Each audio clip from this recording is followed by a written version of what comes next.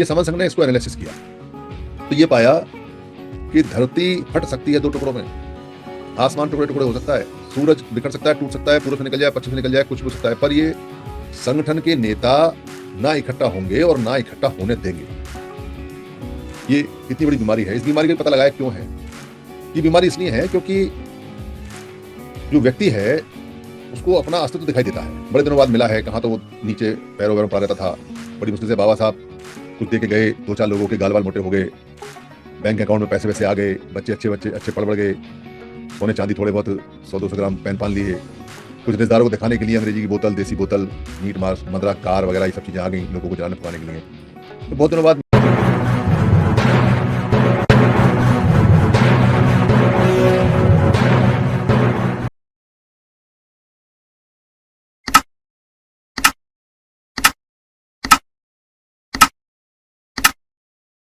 और जहां से ये समस्याएं शुरू हुई और जिनका विश्लेषण किया गया, एनालिसिस किया गया, उनमें ये जानकारी सबसे इंपॉर्टेंट रही कि हम लोग इकट्ठा होना चाहते हैं और हम पूरे भारत के समणों के साथ इकट्ठा होना चाहते हैं। हमारा उद्देश्य कभी भी ये नहीं था कि हम किसी को या सबको इकट्ठा करना चाहते हैं या कोई भी या सब लोग, सारे समण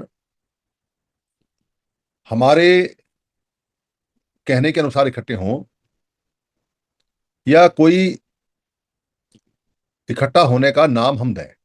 जैसे अभी समन संघ है, इसको नाम देने का या इसको रिवाइव करने का हमारा शुरू में कोई भी दूर दूर तक भी कहीं भी कोई जिक्र नहीं था।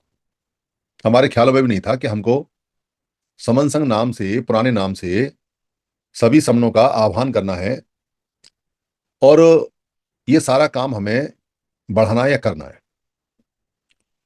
शुरू में जितने भी संगठन हुए, चाहे वो धर्म के, चाहे राजनीति के, चाहे सामाजिक संगठन, लड़कों के, दल बल के, सरकारी कर्मचारियों के, जहां जहां भी इकट्ठे होते हैं, उन सबके यहाँ आना जाना, उनसे बात करना, उनसे मिलना जुलना और उनसे एक निवेदन करना कि भाई आप सबको इकट्ठा करो, हम आपके साथ हैं, अगर हम इकट्ठे नहीं होंगे तो हम खत्म हो जाएंगे। ये निवेदन, ये प्रार्थना, ये याचिका, ये याचना, ये प्रेयर सभी मंचों पे जाके की गई, बातचीत में भी, मंचों में भी, भाषण में भी, और सभी को बार बार सभी प्रकार से याद दिलाया गया कि हम बचेंगे नहीं अगर इकट्ठे नहीं हुए तो। पर इस बात का किसी को कोई ज्यादा फर्क नहीं पड़ा। पर जब ज्यादा हम आने लगे, खासतौर से मेरा कार्य क्षेत्र दिल्ली का रहा, दिल्ली के आसपास का, पर हम जब ज्यादा आना जाना मीटिंग में, दिल्ली में बहुत मीटिंग लगती हैं, अभी भी लगती हैं, तो उन सारी मीटिंग्स में जाके जब हम बार बार यही बात करते थे तो ये बात कटती नहीं थी किसी भी। कोई भी जो भी मीटिंग लगा रहा है नेता किसी भी प्रकार का, वो ये नहीं कह पाया कि आप ये बात क्यों कर रहे हो, ये बात खराब है, या बार बार आप यही बात क्यों कहते हो। क्योंकि वो चाहते थे कि हमारी मीटिंग में आए हैं तो हमारा स्तुति गान करें।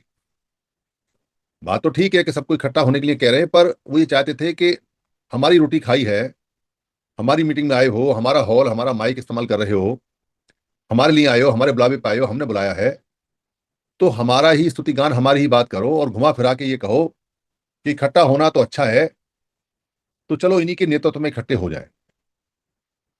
यहाँ पार्लियामेंट के बराबर में एक चांसलर क्लब है, वहां पर एक सज्जन ने मीटिंग रखी थी, मुझे याद है। उसने, वकील था वो, पहले बड़ा अफसर था, फिर वकील बन गया, एक संगठन चलाता है शाहदरे में, और अच्छा खासा पैसा भी इकट्ठा कर रखा है उस संगठन में। करीब 10 साल पहले मुझे जानकारी थी कि 20-30 लाख रुपए उसके अकाउंट में रहते थे, संगठन के अकाउंट में।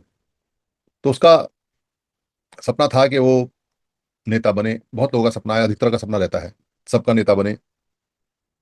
तो चांस तक मीटिंग बुलाई, हम बहुत ज्यादा मीटिंग में आते जाते थे, हमारे पास भी इन्विटेशन आया।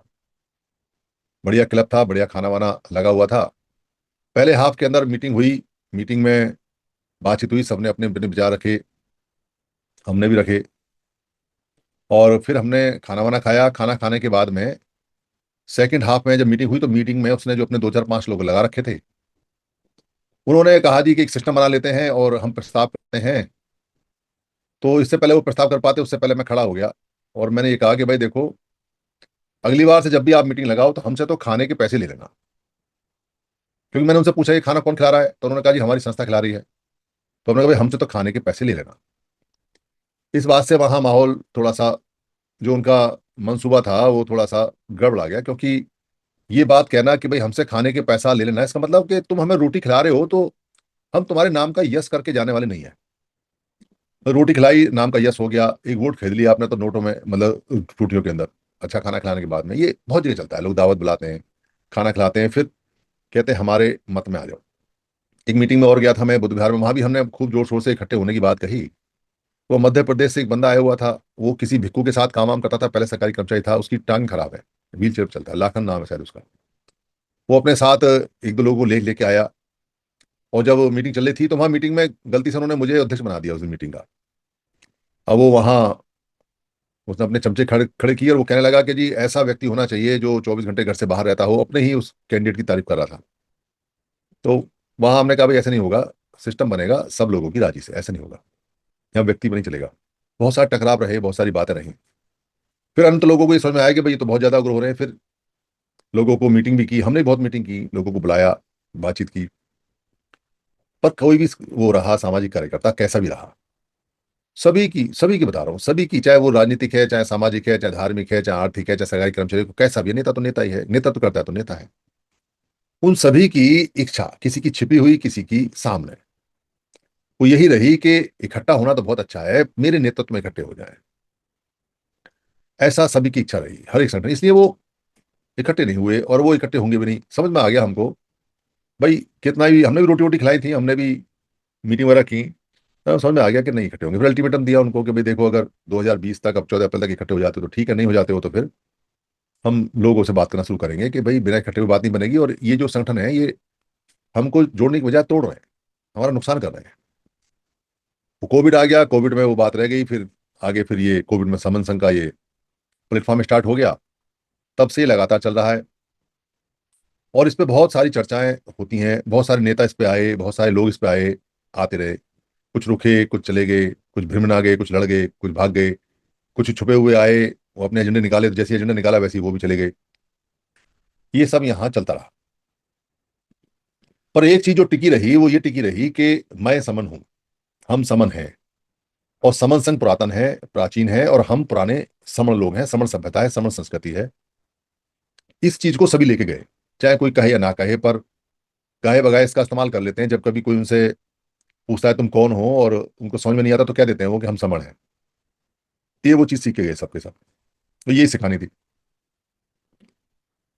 तो सारा सिस्टम समझने के बाद में ये पता चला कि भाई हमारे कहने से कोई इकट्ठा क्यों होगा। इकट्ठे होंगे लोग अपने लिए इकट्ठे होंगे, कोई करेगा अपने लिए करेगा, हमारे कहने से कोई क्यों सबको इकट्ठा करेगा।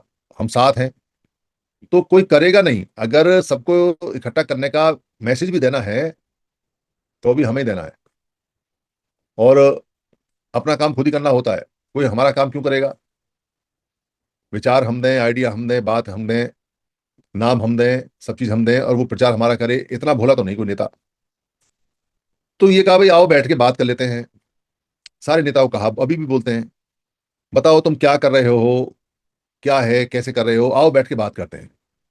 अच्छा, बैठ के बात करने के लिए कोई तैयार नहीं हुआ, तो ये कहा कि अच्छा हम आ जाते हैं, बताओ कहाँ बैठना है। उसके लिए भी किसी ने बुलाया, ना तो हमारे बुलावे पे आए और ना ही हमें किसी ने बुलाया। किस सब्जेक्ट पे, कि भाई तुम और हम बैठ जाते हैं, तुम हमारी अच्छाई कमियां, अच्छाई बताओ, कमियां बताओ, हम तुम्हारी अच्छाई कमियां बताते हैं, और लेट द संगी डिसाइड, लोगों को डिसाइड करने दो। डिसीजन लोग देंगे, हम दोनों पार्टी की तरह बैठेंगे, कुछ लोग हमारे होंगे, कुछ लोग तुम्हारे होंगे। एक सवाल तुम करो, हम जवाब देंगे, एक सवाल हम करें, तुम जवाब देना, लोग सुनेंगे, तुम्हारे लोग, बाकी लोग जितने भी सब सुनेंगे, और वही जज होंगे जो अंत में ये कहते हैं कि हाँ जी ये चीज ठीक है समाज के लिए, उसको मान लेना। इस डिबेट, इस बात पे भी कोई नहीं आया, कोई भी नहीं आया। ना आने के बहुत सारे कारण हैं। सबसे पहला कारण तो यही है कि जब हम ये पूछते हैं, जैसे मान लो कोई राजनीतिक संगठन है और उसका नेता आया, तो हम उससे ये पूछते हैं कि भाई तुम्हारा संगठन कब बना राजनीतिक, तो बताता है जी कि 4 साल पहले बना, 10 साल पहले बना, 5 साल पहले बना। तो हम उससे पूछते हैं भाई क्या इससे पहले कोई राजनीतिक संगठन नहीं था? तो झूठ तो बोल नहीं सकता, सच तो हमें पता है, सबको पता है। तो कुछ किसी और का नाम बताए ना बताए, पर बाबा साहब अम्बेडकर की पार्टी का नाम तो बताता ही है, तो वो मदर पार्टी है, वो बेसिकली राजनीतिक में मदर पार्टी है जो बाबा साहब अम्बेडकर ने दी। तो राजनीति वहीं से शुरू हुई है 80 साल पुरानी। तो पहली पार्टी है तो मदर पार्टी है। तो कहते हैं हाँ जी बाबा साहब की रिपब्लिकन ऑफ इंडिया बाबा साहब वाली है। फिर साथ में ये भी कह देते हैं जी 4 टुकड़े हो गए उसके। तो हम ये कहते हैं भाई, जब तुम एक राजनीतिक पार्टी को नहीं संभाल पाए, उसके 4 कर दिए, और फिर राजनीतिक पार्टी पे पार्टी बना रहे हो, और कोई किसी की राजनीतिक पार्टी में शामिल होने को तैयार नहीं है, जीतोगे कैसे? और एक दूसरे के विरुद्ध खड़े हुए हो, जीतोगे कैसे?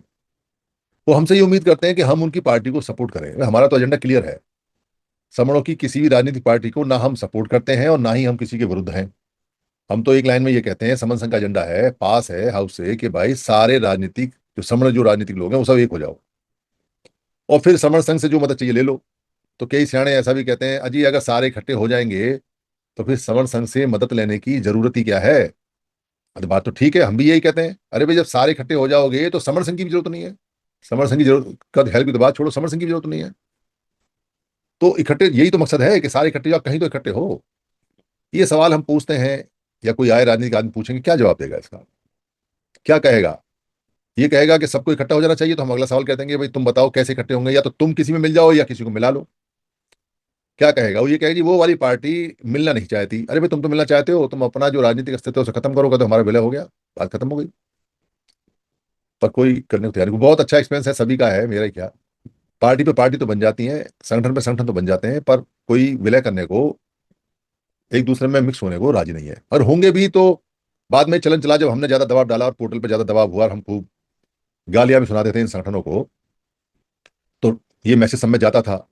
तो ये बात होने लगी कि अरे भाई ये जो समन संघ वाले हैं ये बार बार कहते हैं सब इकट्ठे हो जाओ, तो एक आई वाश होना शुरू हुआ, मतलब आंखों का धोखा। तो क्या हुआ भाई, अलग अलग संगठन इकट्ठे हो गए हैं, 5 संगठन अलग अलग इकट्ठे हो गए, 2 संगठन अलग इकट्ठे हो गए, संयुक्त संगठनों की बैठक है, संगठनों की समन्वय समिति है, संगठनों की समन्वय बैठक है, ऐसा होने लगा। अलग अलग संगठनों लोग आए तो मंचों से बोला जाता था ये फलाने संगठन वाले हैं, ये फलाने, पीछे संगठनों के समन्वय का बोर्ड लगा हुआ है। बस जब तक भाषण देना तब तक है, वहां भी टूट फूट हो जाती है, मेरे को कम बोलने दिया, मेरे को ज्यादा दिया, उसके बाद एक दूसरे में लट्ठम लट्ठा। तो पब्लिक का आईवाश करने के लिए कि इकट्ठे हो रहे हैं, पर ऐसे इकट्ठा होना क्या है? हम बताते हैं कि भाई तुम तो ऐसा व्यवहार कर रहे हो कि जैसे मोहल्ले में खीर बननी हो और सबसे कह दिया रात को कि एक एक दूध की थैली ले आना और ड्रम में डाल देना, और सुबह को देखा तो ड्रम दूध की थैलियों से भरा हुआ था, खीर बननी थी। वो हलवाई आया, हलवाई ने थैलियां निकाली, अलग अलग कंपनियों की थैलियां थी, अलग अलग संगठनों के नाम से। तो जैसे ही उसने एक थैली को काट के दूध निकालने की, तो वो चिल्ला पड़ा, अरे भाई मेरी थैली मत काटना, मैंने थैली तो दे दी है पर थैली खोलना अलाउ नहीं है तुम्हें। दूसरे ने भी ऐसा कहा, तीसरे ने भी ऐसा कहा, सब अपनी अपनी थैली को बंद रखे, ड्रम में तो डाल दी पर बंद रहेगी, खुली नहीं। तो दूध खीर कैसे बनेगी भाई जब मिक्स ही नहीं होगे तो? एक ही नहीं हुए, तुम तो अलग अलग हो। जब तुम्हारा मौका लगेगा अपनी थैली लेके भाग जाओगे। तो ऐसे तरीका चलेगा काम, होगा नहीं। और ये बुरा लगता था, हमने वहां भी खूब फटकारा, कहा कि अरे भाई ये जो तुम संगठनों को बुला के संगठनों का समन्वय का नाटक कर रहे हो ये हम बहुत पहले कर चुके हैं, ऐसा नहीं होगा। एक ने, एक संगठन के आदमी ने कहा जी कि हम संगठनों की सिनर्जी पैदा कर देंगे। सिनर्जी मतलब इकट्ठे रहेंगे पर अलग अलग रहेंगे, मतलब अपने अपने सब अस्तित्व को रखेंगे और इकट्ठे भी हैं, जैसे फेडरेशन वगैरह होती है उस तरह से। महासंघ टाइप का लोग बना लेते हैं, परिसंघ टाइप का बना लेते हैं। तो संगठनों का परिसंघ, संगठनों का महासंघ ऐसे करके बनाएंगे, और सबका अस्तित्व अलग अलग रहेगा पर सब एक उद्देश्य के साथ रहेंगे। तो हमने कहा यार क्या बेवकूफों की बात कर रहे हो भाई, एक ही प्रकार के लोग हैं, अलग अलग संगठन बना के अलग अलग रहेंगे पर एक ही साथ रहोगे। तो भाई सबकी समस्या अलग अलग है, तुम्हारे सबके विचार अलग अलग हैं, सबके पैसे अलग अलग हैं, सबका समय, कोई किसी को मान्यता देने को तैयार नहीं है, तुम क्या सिनर्जी बनाओगे? सिनर्जी नहीं चाहिए, सिनर्जी से बात नहीं बनेगी। इसको विलय करो, विलय, इसको डिजोल्व करो। जब तक डिजोल्व नहीं करोगे इसको तब तक बात नहीं होगी, डिजोल्व करो इसको। तो वो जो बात थी वहां पर, वो बात चलती रही पर किसी ने माना नहीं। और इसके बाद प्रयास चलते रहे, कुछ ना कुछ बनता रहता है, एक दूसरे के विरुद्ध खड़े रहते हैं। ये समन संघ ने इसको एनालिसिस किया, तो ये पाया कि धरती फट सकती है 2 टुकड़ों में, आसमान टुकड़े टुकड़े हो सकता है, सूरज बिखर सकता है, टूट सकता है, पूर्व से निकल जाए, पश्चिम से निकल जाए, कुछ भी हो सकता है, पर ये संगठन के नेता ना इकट्ठा होंगे और ना इकट्ठा होने देंगे। ये इतनी बड़ी बीमारी है। इस बीमारी का भी पता लगाया क्यों है।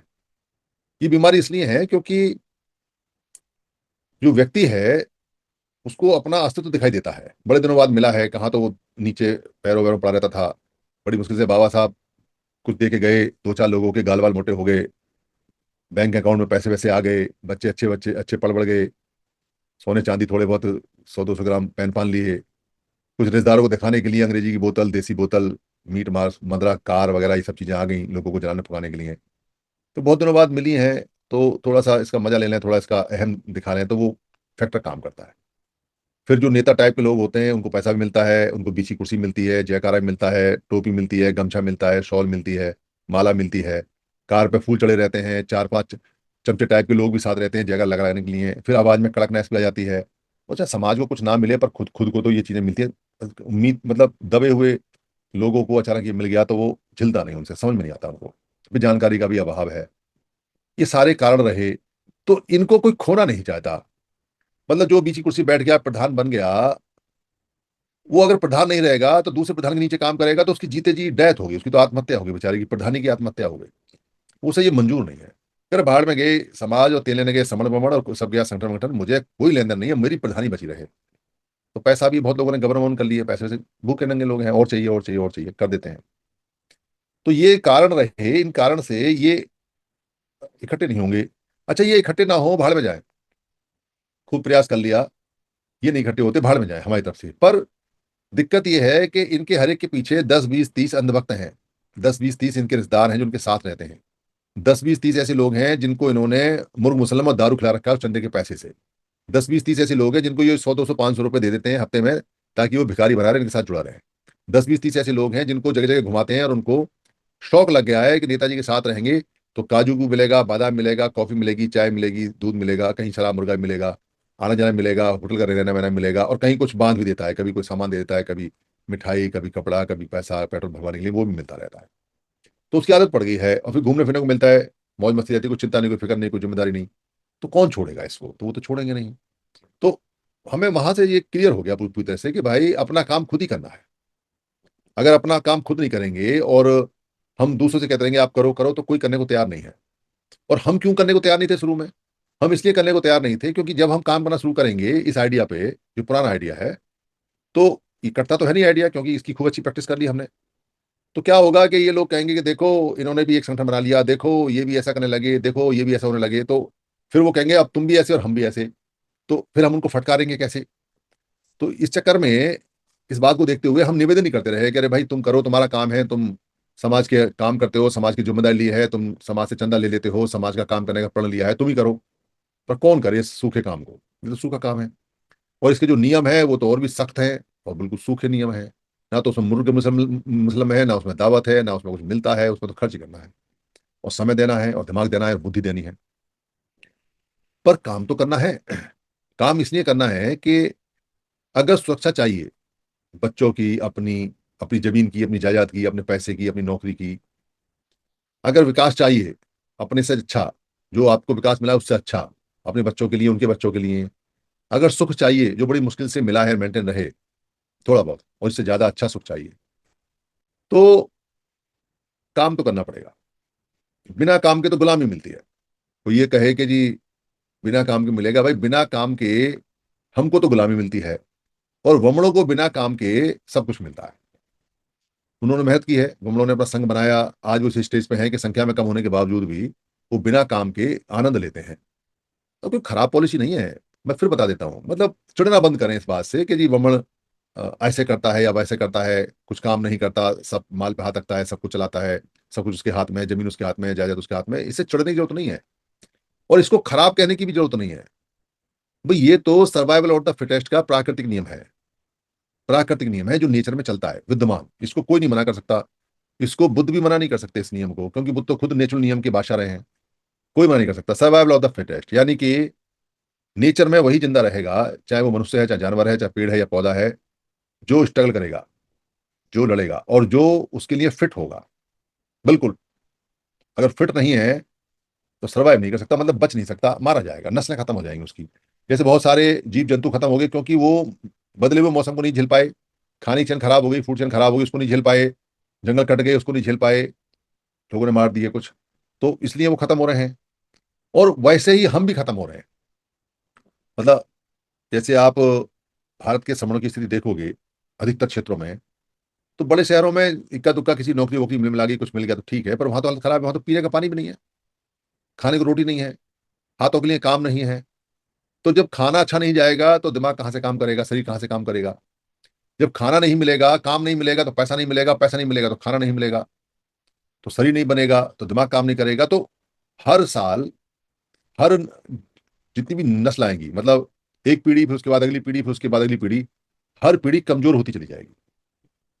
उसकी लंबाई घटती चली जाएगी, उसका वजन घटता चला जाएगा, उसके दिमाग का साइज छोटा होता चला जाएगा। अभी चीन के अंदर बता रहे हैं कि उन पिछले कुछ सालों में उनके बच्चों की 1 इंच लंबाई बढ़ गई। ऑल ओवर एवरेज लगाता है वर्ल्ड हेल्थ ऑर्गेनाइजेशन, वो कहता है कि जी चीन के लोग चिंदी चिंदी से लोग थे, छोटे छोटे, उनको खाने को नहीं मिलता था। उनके यहाँ बहुत युद्ध हुए, बहुत लोगों ने उनको मारा, बहुत लूटा। वो तो अब ज्यादा सशक्त हुए जब उन्होंने अपने को बिल्कुल अच्छी तरह से कमांड कर लिया नियम के अंदर। अब उन्हें अब दुनिया पर राज करने का नंबर उनका आया है। तो उनको खाना ही नहीं मिलता था, इसलिए जो भी कीड़ा जहां मिला उसी को खा लेते थे। इसलिए चीन में सारे कीड़े खा लेते हैं, क्योंकि वही खाना था उनका। ये तो बाद में खाना अब होना शुरू हुआ है। अब उनको अच्छा खाना मिलता है, अब उनके पास ताकत भी है, तो उनके शरीर बढ़ रहे हैं। और भारत की जो एवरेज हाइट है उससे 1 इंच कम हो गई, क्योंकि यहाँ जिनके पास खाने को है, जो संसाधनों में कब्जे करके बैठे हैं, उनके बच्चे तो लंबे लंबे जा रहे हैं। और हमारे बच्चे जो हैं वो सीने से भी कमजोर हो रहे हैं, वजन से भी कमजोर हो रहे हैं, निगाह से भी कमजोर हो रहे हैं, और दिमाग भी छोटा होता जा रहा है, तंत्रिका सही नहीं बनती, उससे भी कमजोर होते जा रहे हैं। तो जब कोई जानवर या कोई जीव या कोई मनुष्य लगातार लगातार कमजोर होता चला जाता है, तो फिर एक टाइम के बाद वो लुप्त हो जाता है, क्योंकि उसकी आयु भी घट जाती है। बहुत अच्छा खाएगा पिएगा, अच्छी जगह रहेगा, मन अच्छा होगा, तो उसकी आयु 100 साल रहेगी। पर जिसको टेंशन रहे, खाना ना मिले, शरीर बेकार हो, वो उसको बीमारियां 30-35 साल में घेर लेती हैं, और 40-45 साल तक खत्म कर देती हैं उसको। नहीं तो शराब तो है ही, नहीं तो गुटखा तो है ही, नहीं तो बीड़ी तो है ही, खत्म करने के लिए वो तो खूब चल ही रहा है दबा के। और फिर एक ये मोबाइल पे भी आजकल बहुत लोग टाइम दे रहे हैं, उससे गर्दन वर्दन खराब हो रही है, लोगों की निगाहें खराब हो रही हैं। ये भी बीमारी चल रही है और बढ़ भी रही है। हमारे लोग ज्यादा चला रहे हैं इसको, नेट वैसे ही सस्ता मिलता है। तो ये जो, अगर सरवाइव करना है, जिंदा रहना है, पीढ़ियों को जिंदा रखना है, तो नेचर के हिसाब से, सोसाइटी के हिसाब से फिट रहना पड़ेगा। हम ये कहें कि भाई अब व्यक्ति कहाँ से खाएगा, कहाँ से लाएगा उसके पास, तो खाना ही फिट नहीं होता है। सोसाइटी के अंदर जो, जिसको हम ये कहते हैं समाज जो होता है, वो समाज एक व्यक्ति से नहीं बनता कभी भी। एक व्यक्ति समाज नहीं होता कभी। कम से कम 2 व्यक्ति समाज होने चाहिए, तब समाज बनता है, और वो भी अलग अलग फैमिलीज के, तब समाज बनता है। तो समाज के अंदर लोग इकट्ठे होते हैं तब समाज बनता है। तो अगर सारे लोग इकट्ठे हो जाएं समाज के अंदर, तो वो चिल्लाना शुरू कर सकते हैं कि भाई खाना नहीं मिल रहा, पानी नहीं मिल रहा, या कुछ ही लोगों को मिल रहा है तो छीन लेंगे, नहीं सबको बराबर मिलना चाहिए, या कोई और संसाधन देखें। पर अकेला व्यक्ति नहीं कर सकता। अकेला व्यक्ति अगर चाहे कि वो सब कुछ ठीक कर ले और कुछ उसको पावर मिल जाए जिससे वो अपना शरीर, अपना पोषक तत्व वगैरह ठीक ठाक कर ले, सुख, विकास और सुरक्षा हासिल कर ले, वो नहीं होती। वो होती है सामूहिक रूप से। और सामूहिक रूप से इकट्ठा होने के बिना मिलेगा नहीं। अगर समूह में लोग इकट्ठे हैं तो आधा खून तो उनका वैसे ही बढ़ जाता है, क्योंकि उनको सुरक्षा मिल जाती है। तो 3 में से एक चीज तो उनको मिल गई, सुरक्षा। जब उनको सुरक्षा मिल जाती है तो मस्तिष्क पे से, माइंड पे से, दिमाग में से बोझ हट जाता है सुरक्षा का। अब वो सुरक्षित हो गए। अब उन्हें अपना काम करना है, तो वो अपने काम में ज्यादा ध्यान देंगे, ज्यादा उनका दिमाग लगेगा। खाना पैदा करना है, हल चलाना है, फल तोड़ना है, या दुकान चलानी है, या पैसा लेके आना है, तो उनका विकास होगा। और उनका विकास होगा तो उनको सुख प्राप्त होगा। तो बेशक अगर पोषक तत्व नहीं भी हैं आज की डेट में, बेशक अगर बच्चों के साइज छोटे हो गए हैं, बेशक अगर दिमाग ज्यादा नहीं चल पाता है, बेशक अगर आज सोच ज्यादा अच्छी नहीं है, बेशक चीजें अगर नहीं समझ में आ रही हैं, तो जो प्राकृतिक सिद्धांत है कि इकट्ठा होना है, और संघे शक्ति युगे युगे, जोड़ जोड़ से, यानी योग योग में शक्ति होती है संघ के अंदर, इस सिद्धांत के लिए तो कोई ज्यादा समस्या है नहीं। तो उसमें इकट्ठे होने की समस्या कोई है नहीं। पर मेन बात यह है कि इकट्ठे होने के लिए करें क्या। कोई घर तो होना चाहिए। हम अगर ये कहें कि आज हम मोहल्ले में 20 लोगों को इकट्ठा करेंगे, तो भाई कहने से थोड़ी इकट्ठे होंगे।